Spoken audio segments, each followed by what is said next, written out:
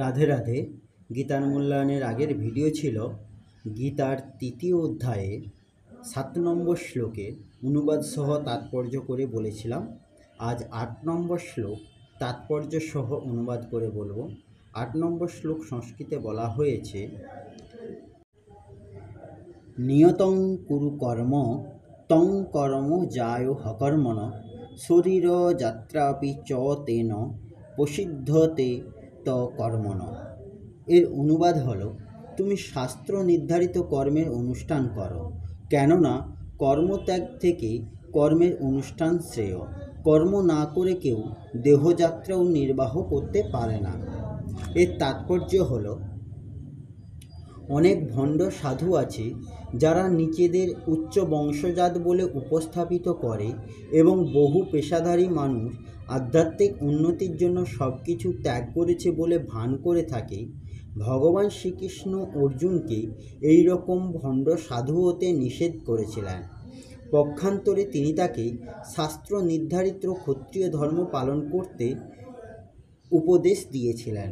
অর্জুন ছিলেন গৃহস্থ ও সেনাপতি এবং তাই শাস্ত্র নির্ধারিত গৃহস্থ ক্ষত্রিয়ের ধর্ম পালন করাই ছিল তার কর্তব্য।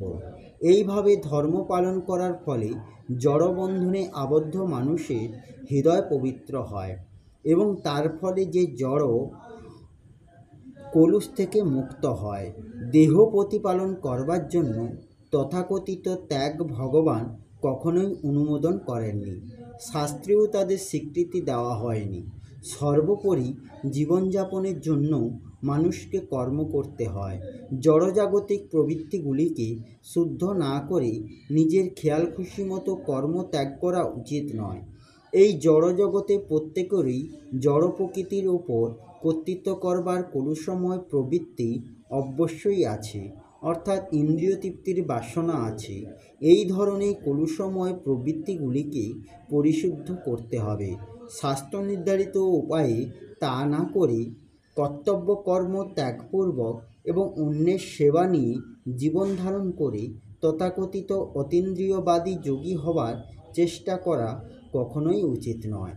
এই হলো শ্রীমদ্ ভগবদ্গীতার ৩য় অধ্যায়ের ৮ নম্বর শ্লোকের অনুবাদ সহ তাৎপর্য। আসবো পরের ভিডিওতে। রাধে রাধে। জয় শ্রীকৃষ্ণ, জয় গীতা।